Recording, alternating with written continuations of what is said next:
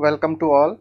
Nutrition classes की series में हम पढ़ रहे थे विटामिन, और विटामिन ए को हमने डील कर लिया था, और अब अगले विटामिन जो है फैट सोल्यूबल विटामिन जो है उनको हम डील करने वाले हैं। विटामिन ए जो है उसके बाद में मोस्ट इम्पोर्टेंट हमारा जो फैट सोल्यूबल विटामिन है वो आता है आपका विटामिन डी।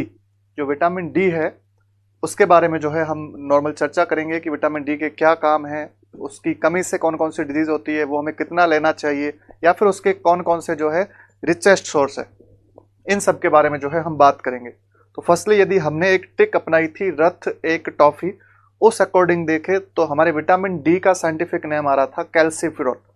विटामिन डी की जो है मेजरली टू इंपॉर्टेंट फॉर्म होती है D2 and D3। Vitamin D जो है मेजरली उसके टाइप्स तो 5 होते हैं, बट हमारे लिए उतने टाइप्स इंपॉर्टेंट नहीं है। बट हमारे लिए इंपॉर्टेंट होती है उसकी 2 फॉर्म्स, कैल्सिफेरॉल और कोलेकैल्सिफेरॉल। तो मेजरली यदि हम बात करें कि विटामिन डी के कौन कौन से टाइप है, तो टाइप के लिए यदि हम यहाँ पर देखें तो विटामिन डी जो है उसके मेजरली 5 टाइप होते हैं।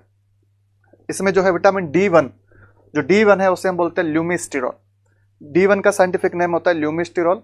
D2 का नाम होता है इर्गोकैल्सिफेरॉल, जैसे कि हम सिंपली कैल्सिफेरॉल भी बोलते हैं। Calciferol is the D2। Then D3 को हम बोलते हैं cholecalciferol. It is the cholecalciferol. एक के आगे इर्गो वर्ड जुड़ा है, दूसरे के आगे क्या जुड़ा है आपका कोलेकैल्सिफेरॉल। और जो आपका D4 है it is the di hydro ergocalciferol. जो ये इर्गो कैल्सिफेरॉल है इसके आगे आपने क्या ऐड कर दिया है, di hydro. And then last type आपका है T5, it is the cytocalciferol. It is the साइटोकैल्सिफेरॉल।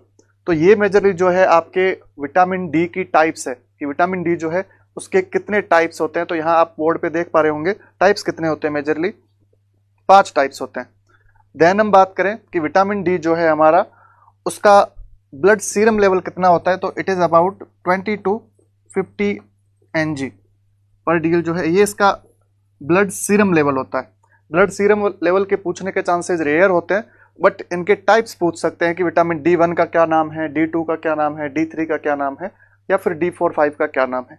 और मेजरली हमारे लिए इंपॉर्टेंट कौन कौन से, is the D2 and D3। ये तो हो गई इसके बारे में बात। बाकी ये जो विटामिन है ये हमें सूर्य की किरणों से मिलता है। तो सूर्य की किरणों से मिलने की वजह से इस विटामिन को हम बोलते हैं सनसाइन विटामिन। इस विटामिन को हम क्या बोलते हैं, सनसाइन विटामिन। तो ये तो वैसा आ गया दूसरा नाम कि विटामिन डी को और क्या बोल सकते हैं, सनसाइन विटामिन। विटामिन डी जो है ये जो है आपके रिकेट्स को प्रिवेंट करता है, तो इसलिए अपन इसे बोलते हैं एंटी रिकेट्सियल फैक्टर। इसे हमने कहा क्या बोल दिया, एंटी रिकेट्सियल फैक्टर। मींस एक ऐसा विटामिन जो कि रिकेट्स से हमें बचा रहा है, तो उसके लिए हमने क्या वर्ड यूज कर दिया, एंटी रिकेट्सियल विटामिन। तो ये तो इसके अदर नेम हो गए। अब हम बात करते हैं कि इसके क्या क्या फंक्शंस है। हम जैसा कि पढ़ते आ रहे हैं कि हम हर एक विटामिन के फंक्शंस पढ़ेंगे, उन फंक्शंस के बेसिस पे ही उनकी डेफिशिएंसी से होने वाले डिसऑर्डर को डील करेंगे। तो हम बात करें विटामिन डी के फंक्शंस की। विटामिन डी जो है इसके क्या क्या फंक्शंस है, तो विटामिन डी का पहला तो ये फंक्शंस होता है कि ये जो है जीआईटी से कैल्शियम को एब्जॉर्ब करवाता है। मेजरली इसका कैल्शियम पर ही रोल है। इसको हम बॉन्ड फॉर्मिंग विटामिन भी बोलते हैं, बिकॉज ये बॉन्ड्स को बनाता है, इसलिए हम इसको क्या बोलते हैं, बॉन्ड फॉर्मिंग विटामिन। तो आपसे पूछ सकते हैं कि कौन से विटामिन को बॉन्ड फॉर्मिंग विटामिन बोलते हैं, कौन से विटामिन को सनसाइन विटामिन बोलते हैं, कौन से विटामिन को एंटी रिकेट्सियल विटामिन बोलते हैं। तो भाई सब आंसर क्या जाएगा आपका, विटामिन डी। देन हम बात करें इसके फंक्शंस की, तो इसका फंक्शंस जो है वो कैल्शियम एब्जॉर्प्शन के इर्द गिर्द होगा पूरा। मींस पहला तो ये किस पे वर्क करता है, जीआईटी पे। पहला ये वर्क किस पे कर रहा है, जीआईटी पे। और जीआईटी से यह क्या करवाता है, ये जो है आपके इंटेस्टाइन से जो है ये कैल्शियम को एब्जॉर्ब करवाता है। क्या करवाता है, एब्जॉर्ब करवाता है। कैल्शियम को जो है ये एब्जॉर्ब करवाने का काम करता है। कैल्शियम को जो है ये एब्जॉर्ब करवाने का काम करता है, पिकअप करने का काम करता है। देन हम बात करें, पहला काम तो इसका हो गया कि ये क्या कर रहा है, कैल्शियम को जो है पिकअप करवाने का काम कर रहा है, एब्जॉर्ब करने का काम कर रहा है। कैल्शियम को जो है ये एब्जॉर्ब करने का काम कर रहा है। कैल्शियम को एब्जॉर्ब कर लिया, इसके बाद दूसरा काम इसका होता है कि कैल्शियम जो है वो बॉडी से बाहर ना निकले, इसलिए ये किडनी पे वर्क करता है। कहाँ पे वर्क करता है, किडनी पे वर्क करता है। It work on the kidney. तो पहला तो जीआईटी पे वर्क कर लिया कि भोजन में जितना कैल्शियम है उसको जो है पिकअप कर लिया जाए। दूसरा इसका काम होता है कि किडनी के ऊपर भी काम किया जाए कि कहीं किडनी जो है वो कैल्शियम को बाहर तो नहीं निकाल रही। तो सेकंड इसका फंक्शन हो जाता है किडनी के ऊपर। और किडनी के ऊपर भी मेजरली किस पार्ट पे होता है, तो होता है यहाँ पे भाई साहब डीसीटी पे। फंक्शंस कहाँ पे होता है इसका, तो इसका फंक्शन होता है डीसीटी पे। तो मेजरली इसके दो काम तो ये हो गए, एक तो किस पे काम कर रहा है, किडनी पे, और दूसरा किस पे काम कर रहा है, ये आपका जीआईटी पे। तीसरा ये काम होता है कि ये जो बोन है हमारी, बोन जो है इसमें मेजरली 2 टाइप्स की सेल पाई जाती है। ये आपकी कोई बोन है, इसमें मेजरली जो है 2 टाइप्स की सेल पाई जाती है। एक को हम बोलते हैं जो कि बोन को बनाती है, बनाने के लिए हम वर्ड यूज लेते हैं ब्लास्ट। एक को हम बोलते हैं ओस्टियोब्लास्ट सेल। क्या बोलते हैं, ओस्टियोब्लास्ट। बी से याद में रखना है, बनाने वाली सेल्स। और एक होती है जो कि इसको तोड़ने वाली, अपघटित करने वाली, उसको हम बोलते हैं ओस्टियोक्लास्ट। क्लास्ट का मतलब सी से याद रखना है, कट डाउन करना। तो 2 तरीके की सेल है जो कि आपके इसके अंदर बोन के अंदर है। और उसमें भी ओस्टियोब्लास्ट जो है इसकी एक्टिविटी को बढ़ाने का काम कौन करता है, आपका विटामिन डी।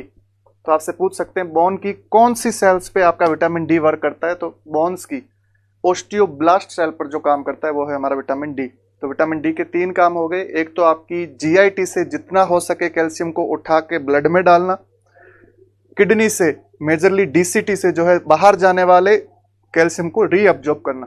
एक तो एब्जॉर्ब कर रहा है, दूसरा क्या कर रहा है, ये रीअब्जॉर्ब करना। थर्ड, कैल्शियम को जो है बोन्स के अंदर डिपॉजिट करवाना। ओस्टियोब्लास्ट वह सेल जो कि बोन बनाने वाली है, बोन को स्ट्रांग बनाने वाली है, उनको हम बोलते हैं ओस्टियोब्लास्ट। तो ओस्टियोब्लास्ट सेल की एक्टिविटी को जो बढ़ाता है वो कौन बढ़ाता है, आपका विटामिन डी। देन हम बात करें, ये तो इसके काम हो गए। इनका कौन सा रिचेस्ट सोर्स होता है, तो हम मेजरली ओनली रिचेस्ट सोर्स के बारे में बात करें तो रिचेस्ट सोर्स होता है आपका, आप सोचिए कौन सा रिचेस्ट सोर्स होता है, तो richest source is the fish cod liver oil. Fish cod liver oil, ये तो हो गया डाइट में। बट डाइट में आप नहीं ले रहे हैं तो हमारा जो सूर्य है वो सबसे बड़ा सोर्स है। तो कौन है, यदि हम बात करें डाइट में, खाने में बात करें तो फिश कॉड लीवर ऑयल, और वैसे ही नेचुरल में बात करें कि प्रकृति में कौन है सबसे बड़ा सोर्स है, तो सनलाइट। आप जो है ओनली 5 मिनट, और बेस्ट टाइम मानते हैं कि सुबह के जो पहली किरणें होती है उनके नीचे जो है आप 5 मिनट के लिए खड़े हो जाए धूप के अंदर, ओनली 5 मिनट। कितनी देर के लिए, ओनली 5 मिनट। यदि आप जो है सन एक्सपोजर लेते हैं, सन एक्सपोजर का मतलब है आप धूप में खड़े होते हैं। यदि आप ओनली 5 मिनट के लिए धूप में खड़े होते हैं तो उस दिन का कोटा आपका विटामिन डी का पूरा हो चुका है। तो कई बार जो है हम लोग बहाना बना के चले जाते हैं छत पे कि नहीं साहब मैं तो विटामिन डी ले रहा हूँ। तो भाई साहब 5 मिनट काफ़ी है आपके विटामिन डी के लिए। उससे ज़्यादा आप यदि ऊपर खड़े हैं तो वो ऐसे ही डोलने के लिए खड़े हैं, विटामिन डी का उससे कोई लेना देना नहीं है, बिकॉज 5 मिनट के अंदर आपका विटामिन डी जो है वो आ चुका है। और 5 मिनट भी कौन से बेटर रहते हैं, कहीं किसी भी टाइम आप जाए विटामिन डी मिलेगा, बट सबसे बेस्ट हम मानते हैं कि जो सुबह की मॉर्निंग के टाइम की जो धूप होती है वो सबसे बेस्ट मानी जाती है। तो 5 minute, only 5 minute exposure is जो है 5 मिनट एक्सपोजर जो है वो पूरे दिन के विटामिन डी के कोटे के लिए बहुत है। तो यहाँ तक क्लियर है। रिचेस्ट सोर्स हो गया आपका फिश कॉड लीवर ऑयल, और या फिर हो गया आपका सन। देन हम बात करें कि इसकी रिक्वायरमेंट कितनी होती है, आरडीए कितना होता है इसका। RDA recommended daily allowance, RDA की फुल फॉर्म होती है रिकमेंडेड डेली अलाउंस। आरडीए का मतलब होता है कि आप यदि 100 लोगों के ऊपर स्टडी करें जो कि एक जैसा ही काम करते हैं, जो कि एक जैसे ही प्रोफेशन में हैं, जो कि एक जितना ही परिश्रम करते हैं, उन 100 लोगों के ऊपर यदि आप एक स्टडी परफॉर्म करें और आप पता लगाएं कि क्या इन 100 लोगों की एनर्जी रिक्वायरमेंट सेम है। यदि उनमें से 97.5 कितने लोगों की, 97.5% लोगों की रिक्वायरमेंट जो आती है, जो म्यूचुअल रिक्वायरमेंट आती है कि हाँ 97.5% लोग जो है वो इस रिक्वायरमेंट पर अपनी एनर्जी सेटिस्फाइड कर रहे हैं, तो उनको हम बोलते हैं it is the RDA. And RDA जो है वो Indian council of medical research ICMR के द्वारा जारी किया जाता है। टाइम टू टाइम जो है ये अपडेट होता रहता है। टाइम टू टाइम अलग अलग एज ग्रुप के लिए अलग अलग आरडीए जो है वो जनरेट होता है। ठीक है, यहाँ तक आरडीए की बात करें तो इन द केस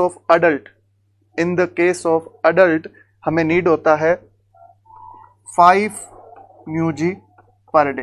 विटामिन डी की कितनी जरूरत होती है, 5 mu g per day in the case of adult. In the case of adult आपका जो है आरडीए कितना होना चाहिए, 5 mu g per day. And in the case of lactation और pregnancy, in the case of lactation और प्रेगनेंसी और इन्फेंसी, छोटे बच्चे हैं, इन सब में कितना होगा, जस्ट डबल हो जाएगा, 10 म्यूजी पर डे। तो दो चीजें याद में रखनी है अडल्ट मेल और फीमेल के लिए। अडल्ट मेल और फीमेल के लिए आपका आरडीए कितना होगा, 5 mu g per day. And for the lactation, for the pregnancy and for the infant children हमारा जो आरडी है ये डबल हो जाएगा and it is about 10 mu g per day. तो ये तो हो गया आरडीए रिक्वायरमेंट एंड आपका आरडीए हो गया, सोर्स हो गए एंड फंक्शंस हो गए। अब हम बढ़ते हैं कि यदि आप जो है विटामिन डी प्रॉपर अमाउंट में नहीं ले रहे हैं तो विटामिन डी जो है वो आगे चल के किन किन प्रॉब्लम्स को लीड करेगा। तो डेफिशिएंसी इसकी मोस्ट इंपॉर्टेंट है। हमने बात की विटामिन डी जो है, विटामिन डी की डेफिशिएंसी की हम बात करें तो विटामिन डी क्या कर रहा था, विटामिन डी जो है वो एक तो कैल्शियम को जीआईटी से लेके ब्लड में डाल रहा था, किडनी को भी बोल रहा था कि आप डीसीटी के थ्रू कैल्शियम को यूरिन में मत जाने दीजिए, वापस ब्लड में डालिए। तो वो कर क्या रहा था, ओवरऑल ब्लड में कैल्शियम के लेवल को बढ़ा रहा था। सेकेंडली वो बोन के अंदर भी कैल्शियम डिपोजिशन को बढ़ा रहा था। तो दोनों काम थे उसके कि एक तो ब्लड के अंदर भी कैल्शियम डालना और एक जो है आपका बोन्स के अंदर भी कैल्शियम डालना। तो इस बेसिस पे मेजरली क्या होगा, कैल्शियम की डेफिशिएंसी होगी यहाँ पे। और कैल्शियम का बॉडी में कम होना कहलाता है टिटेनी। क्या कहलाता है, टिटेनी। टिटेनी, टिटेनी की कंडीशन आएगी, it is the condition of hypocalcaemia. It is the condition of hypocalcaemia. Hypocalcaemia, तो हाइपोकैल्सीमिया की कंडीशन में एक आपका इन द केस ऑफ हाइपोसिक्रेशन या आप जो है कम ले रहे हैं विटामिन डी, तो उस कंडीशन में पहला तो क्या होगा, टिटेनी होगा। प्लस आप जो है बोन के लिए जो सीमेंट मटेरियल है उसको कम कर रहे हैं, मीन्स आप कैल्शियम जो है वो बॉडी के अंदर जमा नहीं कर पा रहे, बोन्स के अंदर जमा नहीं कर पा रहे। तो बोन्स का धीरे धीरे उम्र के साथ जो है थोड़ा थोड़ा वीक हो जाना क्या कहलाता है, ऑस्टियोपोरोसिस। क्या कहलाता है, osteoporosis. It is the decrement in the bone cement material. Bone का सीमेंट मटेरियल क्या है, बोन का सीमेंट मटेरियल है मेजरली आपका कैल्शियम और फॉस्फोरस, और वो यदि उम्र के साथ कम हो रहा है तो ऑस्टियोपोरोसिस। ये तो नॉर्मली हम बोलते हैं, बट यदि स्पेसिफिकली बोले कि ओनली विटामिन डी की कमी से यदि कैल्शियम कम हो रहा है तो हम बोलते हैं ऑस्टियोमलेशिया। यदि अडल्ट्स के अंदर जो है, अडल्ट्स लोगों के अंदर यदि विटामिन डी की कमी है, यदि विटामिन डी की कमी है तो जो डिजीज कंडीशन अराइज होती है उससे हम बोलते हैं ऑस्टियोमलेशिया। ऑस्टियोमलेशिया, ऑस्टियो का मतलब होता है बोन्स, सिंपल सा, और मलेशिया का मतलब होता है सॉफ्टनेस। क्या मतलब होता है, सॉफ्टनेस। तो सिंपल इसका शाब्दिक अर्थ हो गया कि बोन्स जो है वो सॉफ्ट होने वाली है। बिकॉज बोन्स सॉफ्ट क्यों होने वाली, क्योंकि हमने पढ़ा है कि कैल्शियम को इकट्ठा करने के लिए, बोन्स में डालने के लिए विटामिन डी की जरूरत थी, और इस पर्सन के अंदर विटामिन डी जो है वो नहीं है। देन हम बात करें इसके क्या क्या साइन एंड सिम्टम्स जो है वो हमें देखने को मिलते हैं। तो एक तो आपकी बोन जो होगी वो फ्रेजाइल हो जाएगी, फ्रेजाइल बोन हो जाएगी। फ्रेजाइल का मतलब होता है क्षण भंगुर, हिंदी में हम बोले तो क्षण भंगुर। क्षण भंगुर सिंपल हिंदी वर्ड का क्या मतलब है, इसका मतलब है कि आप जैसे ही थोड़ा सा भी आपको इंजरी हुई है, आप चलते चलते कहीं या चारपाई से भी गिर गए हैं तो भी आप टूट जाएंगे, आपकी हड्डी जो है वो टूट जाएगी। तो इसे हम बोलते हैं फ्रेजाइल बोन, क्षण भंगुर बोन, जो एक क्विकली टूट जाती है। इसके अलावा बोन्स जो है वो वीक्स हो जाएगी, बोन्स जो है वो वीक हो जाएगी। प्लस जब आप इन बोन का एक्सरे करवाएंगे तो आपको एक जो है फॉल्स लाइन ऐसे देखने को मिलेगी। फ्रैक्चर नहीं है बट एक फ्रैक्चर लाइन जो है, बहुत ही पतली फ्रैक्चर लाइन दिखने को मिलेगी। तो हम बोलते हैं फॉल्स फ्रैक्चर लाइन जो है वो हमें देखने को मिलती है। फॉल्स या फिर सूडो फ्रैक्चर लाइन जो है वो हमें देखने को मिलती है। फॉल्स या फिर इसी को हम बोलते हैं pseudo fracture line, fracture line. और ये हमें कब देखने को मिलती है, जब हम इस मरीज का क्या करवाते हैं, एक्सरे।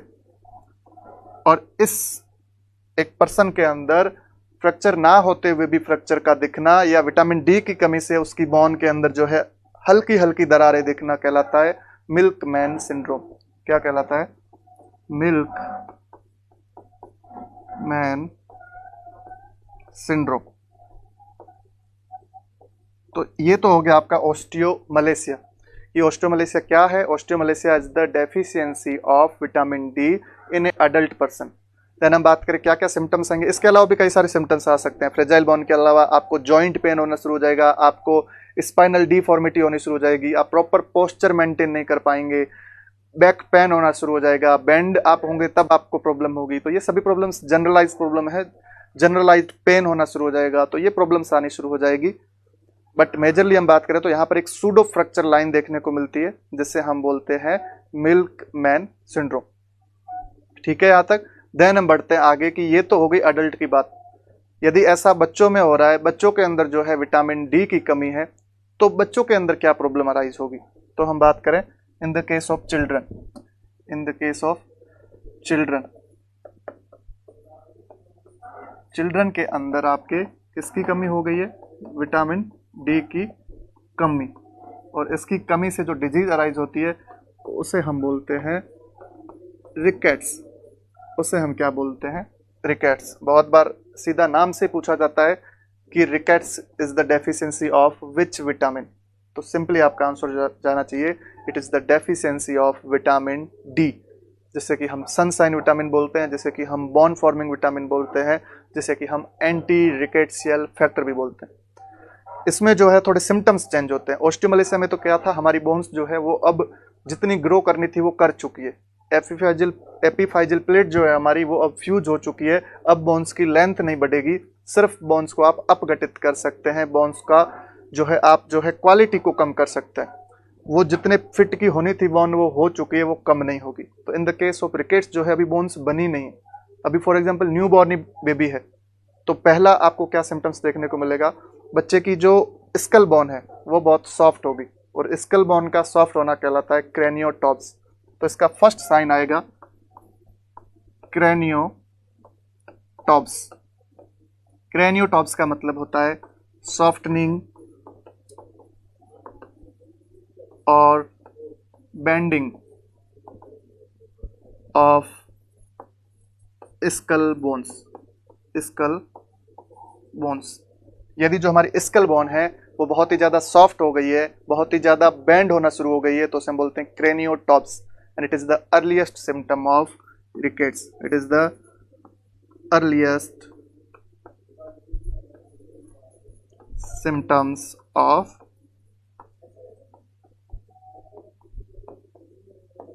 रिकेट्स। ठीक है, तो पहला क्वेश्चन ये बन सकता है रिकेट्स से कि रिकेट्स का पहला सिम्टम कौन सा है, सबसे पहले क्या देखने को मिलता है? तो it leads to craniotabes. Cranio word हम क्रेनियल कैविटी के लिए यूज करते हैं और क्रेनियोटॉप्स वर्ड हम यूज करते हैं। इट इज द सॉफ्टनिंग या फिर bending of the skull bones. Then हम बात करें इसके अलावा क्या क्या फीचर आते हैं, तो आप एज्यूम कीजिए कि बच्चे की बोनी ग्रोथ कैसे कैसे होती है। बच्चे में बोन्स से टीथ बनते हैं, बोनी टिश्यू से। बच्चे में फोंटानेले क्लोज तभी होंगे जब जो है बोन्स पास में आएगी। तो एक तो क्या हो जाएगा इसके अंदर, क्या हो जाएगा इसके अंदर, फोंटानेले जो है वो कब क्लोज होंगे? Delayed closure of fontanelles. अब भाई साहब फोंटेनल्स क्या होते हैं? तो फोंटेनल्स होते हैं आपके जो हमारी स्कल बोन है। स्कल बोन जो है न्यू बॉर्न, जो बेबी अभी बॉर्न हुआ है, उसकी स्कल बोन के बीच में एक फाइब्रस कनेक्टिव टिश्यू जो है या एक सूचर जिसे हम बोलते हैं वो जॉइंट होता है, सूचर जॉइंट, जो कि स्लाइटली मूवेबल होता है।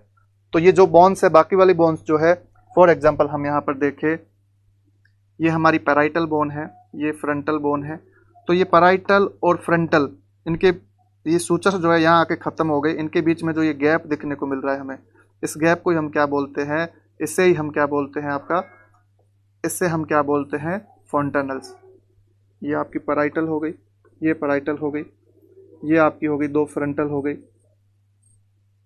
इस प्रकार से जो है एक डायमंड शेप का जो ये बनता है इसे हम बोलते हैं फोंटेनल्स। फोंटेनल्स क्लिनिकली हमारे लिए उपयोगी दो होते हैं, एंटीरियर फोंटेनल्स और पोस्टीरियर फोंटेनल्स। एंटीरियर फोंटानल्स जो होता है वो आपका डायमंड शेप का होता है, जबकि पोस्टीरियर फोंटानल्स जो होता है वो ट्रायंगुलर शेप का होता है।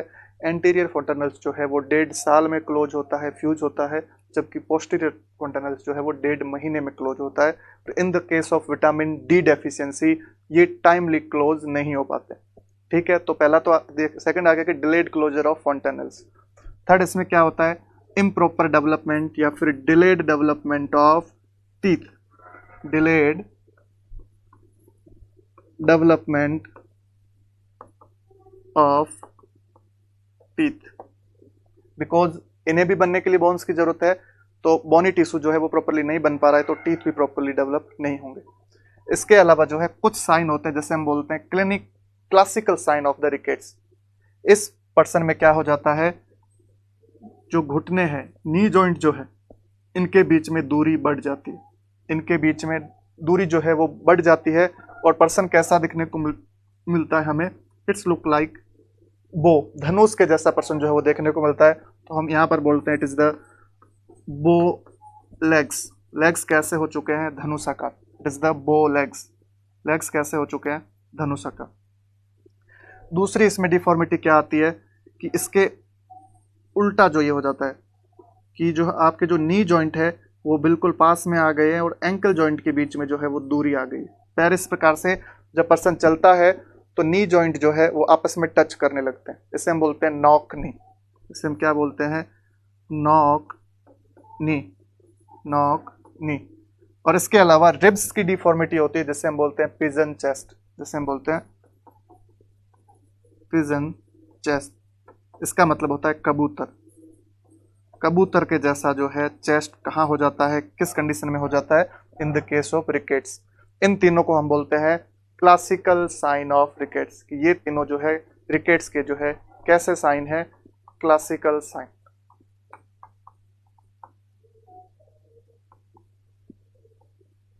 Classical sign.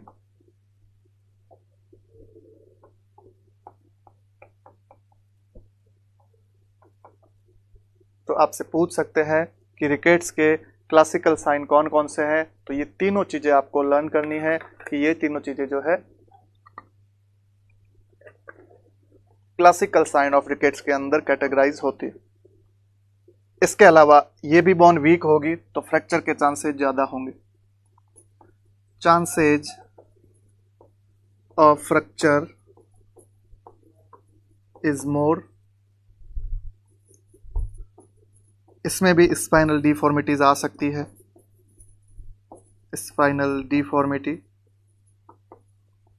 ETC। ऐसे हम कई सारे सिम्टम्स जो है अपनी तरफ से भी ऐड कर सकते हैं, जनरलाइज्ड पेन, बेंडिंग पे पेन, तो ये सभी चीज़ें जो है इसमें ऐड हो सकती है। हमें ध्यान रखने वाली बातें क्या है, हम विटामिन डी को रिवाइज कर लें। विटामिन डी जो है इसकी मेजरली 5 टाइप होती है, बट हमारे लिए जो इंपॉर्टेंट होती है वो 2 होती है। It is the calciferol, ergo calciferol और कोलेकैल्सीफेरॉल, D2 और D3। ठीक है, ये विटामिन जो है ये हमें सूर्य की किरणों से मिलता है, इसलिए इसे हम सनसाइन विटामिन बोलते हैं। ये विटामिन जो है ये रिकेट से प्रिवेंट करता है, इसलिए हम एंटी रिकेट्सियल विटामिन बोलते हैं। यह विटामिन जो है हमारे को हमारी जो बोन्स है उनकी ग्रोथ करवाता है, या उनके अंदर सीमेंट मटेरियल को डिपॉजिट करवाता है, इसलिए हम इसे बोलते हैं bone forming vitamin. Then next बात आ गई कि ये विटामिन के काम क्या क्या है इस विटामिन के। तो भाई साहब, एक तो GIT पे काम करेगा, GIT से कैल्शियम को ले लेगा। एक किडनी पे काम करेगा, DCT पे, वहां से कैल्शियम को बाहर नहीं जाने देगा। और तीसरा काम करेगा, ऑस्टियोब्लास्ट की एक्टिविटी को बढ़ा देगा। और ऑस्टियोब्लास्ट जो है उसे हम बोलते हैं बोन फॉर्मिंग सेल्स, ऐसी सेल्स जो कि बोन को बना रही। ठीक है, देन हम बात करें इनके रिचेस्ट सोर्स की। भाई साहब, सूर्य देवता रिचेस्ट सोर्स है। उसके अलावा खाने की बात करें तो fish, cod, liver oil is the richest source. फिर हमने बात की कि इसकी रिक्वायरमेंट कितनी होनी चाहिए, तो इनकी रिक्वायरमेंट जो है एक अडल्ट मेल और फीमेल में 5 म्यूजी पर डे होनी चाहिए। यदि हम बात करें स्पेशल कंडीशन की, इन्फेंसी, लैक्टेशन एंड प्रेगनेंसी, इसकी रिक्वायरमेंट डबल हो जाती है, it is about 10 mu g per day. Then हम बात करें कि इसके अलावा इसकी कमी से क्या होता है, तो भाई साहब इसकी कमी से होता है ऑस्टियोमलेशिया इन द अडल्ट। जो बड़े लोग हैं जो कि जिनकी एपिफाइजियल प्लेट जो है वो क्लोज हो चुकी है, फ्यूज हो चुकी है, जिनमें अब हाइट बढ़ेगी नहीं, उनमें यदि विटामिन डी कम होता है तो उस कंडीशन में क्या होगा, उस कंडीशन में बोन्स वीक हो जाएगी, फ्रेजाइल बोन हो जाएगी, और जब उस व्यक्ति का हम एक्सरे करवाएंगे तो हमें एक फॉल्स या फिर सूडो फ्रैक्चर लाइन देखने को मिलती है, जिसे हम बोलते हैं मिल्क मैन सिंड्रोम। देन हम बात करें यदि ये बच्चों में कम है तो क्या होगा, यदि बच्चों में इसकी कमी है तो उसकी वजह से होता है आपका रिकेट्स। रिकेट्स क्या है, बच्चों के अंदर विटामिन डी की कमी, कैल्शियम की कमी, और इसकी कमी की वजह से क्या होता है, स्कल की बोन जो है वो सॉफ्ट रह जाती है और वो जो है इजीली बेंड होना शुरू कर जाती है, और उसे हम बोलते हैं क्रेनियोटॉप्स। और craniotabes is the earliest symptom of vitamin D deficiency in children, या फिर earliest symptoms of rickets. Then हम बात करें नेक्स्ट कि भाई साहब ये हो गया, इसके अलावा और क्या क्या होगा, तो कि 3 क्लासिकल सिम्टम जो है वो रिकेट्स में और देखने को मिलेंगे हमें। कौन कौन से, तो एक तो जो है घुटने आपस में दूर चले जाएंगे, इसे हम जो है इन दोनों टर्मिनोलॉजी को, बॉल एग्स और नॉक नी को हम जीनू वैरम और जीनू वल्गस के नाम से भी जानते हैं। वह रम पी के घुटने दूर जाएंगे तो बोविंग ऑफ द लेग को हम क्या बोलते हैं, जीनू वैरम। जबकि नॉक नी घुटने पास कब में आएंगे, जब जीनू वलगम, गम में क्या होता है चिपकना, तो घुटने जब आपस में चिपकने लग जाए तो जीनू वलगम, गम मीन्स चिपकना, रम मीन्स दूर जाना, तो जीनू वैरम, वैरम में बोव ऑफ द लेग की कंडीशन आएगी, जबकि जीनू वलगम की कंडीशन में, गम की कंडीशन में घुटने पास में आ जाएंगे। ठीक है, और लास्ट कंडीशन आएगी पिजन चेस्ट, इसमें क्या होता है, कबूतर के जैसा चेस्ट हो जाता है। तो ये सभी चीजें जो आपको देखने को मिलती है। बाकी चांसेज ऑफ फ्रैक्चर जो होते हैं वो ज्यादा हो जाते हैं, और स्पाइनल डिफॉर्मिटी जो है वो आपको देखने को मिल सकती है, और इसको ट्रीट करने के लिए जो है हम 10 म्यूजी पर डे जो है विटामिन डी का रिप्लेसमेंट कर सकते हैं। मेजरली अडल्ट्स में ये प्रॉब्लम नहीं देखी जाती, पर ऐसी महिलाएं जो कि पर्दे में रहती है या ऐसे कल्चर को फॉलो करती है जहां उनको बाहर निकलना जो है वो पॉसिबल नहीं होता है, तो उन कंडीशन में जो है विटामिन डी की डेफिशिएंसी हो जाती है। नहीं तो हम यदि 5 मिनट भी धूप में खड़े हो जाए तो एक दिन का विटामिन डी जो है वो लेके ही लौटते हैं। तो it is all about the vitamin D. अब हम बढ़ते हैं हमारे नेक्स्ट विटामिन की ओर, vitamin E. It is the vitamin E. Vitamin E, तो आप लोग सोचिए विटामिन ई, हमारी एक ट्रिक रथ एक टॉफी के अनुसार विटामिन ई का नाम क्या था, ABCDE, रथ एक टॉफी। रथ एक टॉफी के अनुसार विटामिन ई का नाम जो है वो क्या होना चाहिए। विटामिन ई जो है इसका साइंटिफिक नेम होता है टोकोफेरॉल। क्या नाम होता है, टोकोफेरॉल, टोकोफेरॉल। विटामिन ई जो है ये महिलाएं अपने सौंदर्य प्रसाधन में इसका उपयोग ज्यादा करती है, क्योंकि ये सबसे स्ट्रॉन्गेस्ट एंटीऑक्सीडेंट होता है। हम पहले क्लास में जो है एंटीऑक्सीडेंट के बारे में चर्चा कर चुके हैं कि जो हमारे विटामिन है ए, सी और ई, ये इस प्रकार से सबसे वीक होता है ए, फिर होता है सी, फिर होता है E. E is the most strongest antioxidant, और यदि आप एंटीऑक्सीडेंट ले रहे हैं तो आपकी जो स्किन है उसमें निखार आता है। और ज्यादा लोग इसे सौंदर्य प्रसाधन के रूप में यूज करते हैं, इसलिए हम इसे बोलते हैं ब्यूटी विटामिन। क्या बोल देते हैं हम इसको, इसी का दूसरा नाम क्या दे दिया हमने, ब्यूटी विटामिन। ठीक है, प्लस यदि आप 25 साल के हैं और आप चाहते हैं कि मैं नहीं इससे भी छोटा दिखूं, तो आपको क्या करना पड़ेगा, आपकी ब्यूटीनेस को बढ़ाना पड़ेगा। और ब्यूटीनेस को बढ़ाने वाला विटामिन कौन सा है, विटामिन ई। तो इसको हम बोलते हैं एंटी एजिंग विटामिन। इसी विटामिन को हम क्या बोलते हैं, एंटी एजिंग विटामिन। ठीक है, महिलाओं में तो ये सुंदरता को बढ़ा रहा है, बट पुरुषों की सुंदरता, रिप्रोडक्शन को भी ये मेंटेन करके रखता है। पुरुषों में रिप्रोडक्टिव साइकिल को नॉर्मल चलाने के लिए विटामिन ई की जरूरत होती है। यदि विटामिन ई नहीं है तो पुरुष जो है वो स्टेराइल हो जाते हैं। तो इसलिए स्टरलिटी को बचाने वाला विटामिन, स्टरलिटी को प्रिवेंट करने वाला विटामिन है, इसलिए इसे बोलते हैं एंटी स्टरलिटी विटामिन। इसी को हम क्या बोलते हैं, एंटी स्टरलिटी विटामिन। तो यहाँ पर 3 क्वेश्चन बन सकते हैं कि किसको हम ब्यूटी विटामिन बोलते हैं, किसको हम एंटी एजिंग विटामिन बोलते हैं, या फिर किसे हम एंटी स्टेरिलिटी विटामिन बोलते हैं। देन हम बात करें यह विटामिन जो है ये हमारी बॉडी के अंदर क्या क्या फंक्शन परफॉर्म करता है। पहला तो फंक्शन इसका ये हमने देख लिया कि ये क्या होता है आपका एंटीऑक्सीडेंट। क्या होता है? एंटीऑक्सीडेंट। दूसरा इसका काम होता है कि ये जो है मेल रिप्रोडक्टिव साइकिल के लिए रिस्पॉन्सिबल रहता है, या नॉर्मल मेल रिप्रोडक्टिव साइकिल के लिए जो है इसकी जरूरत रहती है। ठीक है। इसके अलावा ये क्या काम करता है? ये जो है स्किन की इंटीग्रिटी को मेंटेन रखता है, स्किन की इंटीग्रिटी को मेंटेन रखता है।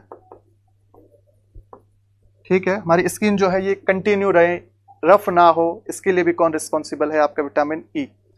इसके अलावा जो है आरबीसी की सेल मेम्ब्रेन को बनाने का काम कौन भी करता है? आपका विटामिन ई। इसके अलावा एक और काम होता है इसका, formation of amino acid. Formation of amino acid. तो ये इसके फंक्शंस है मेजरली, जिसको आपको लर्न करने हैं कि कौन कौन से फंक्शंस जो है वो विटामिन ई जो है वो परफॉर्म करता है। देन हम बात करें आगे कि ये तो इसके काम हो गए, इसके अलावा इसका रिचेस्ट सोर्स क्या होगा, या सबसे ज़्यादा हमें विटामिन ई जो है वो किस में मिलेगा? कहीं ये सरसों के तेल में तो नहीं है, क्योंकि बचपन में जब आपकी माताजी आपके चेहरे के ऊपर वो सरसों का तेल लगा दिया करती थी तो हमें लगता था कि हम इसी से खूबसूरत दिख रहे हैं। तो ये जो है मेजरली जो है आपके ऑयल्स में प्रेजेंट होता है। विटामिन ई जो है ये किस में प्रेजेंट होता है? ऑयल्स में। And the sunflower oil is the richest source. Richest source इसका कौन सा है? The richest source is the sunflower oil. Sunflower oil, जैसे कि हम हिंदी में बोलते हैं कुसुम का तेल। किसका तेल है? कुसुम एक फूल होता है, उसका जो तेल है वो इसका रिचेस्ट सोर्स होता है। देन हम बात करें कि इसकी आरडीए कितनी होती है, रिकमेंडेड डेली अलाउंस इसका कितना होता है। रिकमेंडेड डेली अलाउंस की बात पे, यह नॉर्मल अडल्ट मेल और फीमेल में इसकी रिक्वायरमेंट होती है 25 mg पर डे। कितनी हो गई आपकी? 25 mg पर day. In the case of specific condition like pregnancy and lactation, pregnancy and lactation, इसकी रिक्वायरमेंट हो जाती है आपकी 25 से बढ़कर 30 mg पर डे।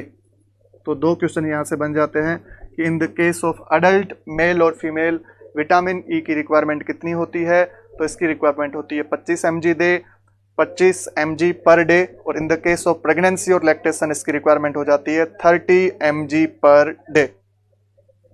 देन हम बात करें, हम यदि ये प्रॉपर अमाउंट में नहीं ले रहे हैं तो कौन कौन सी कंडीशन अराइज होने के चांसेज है।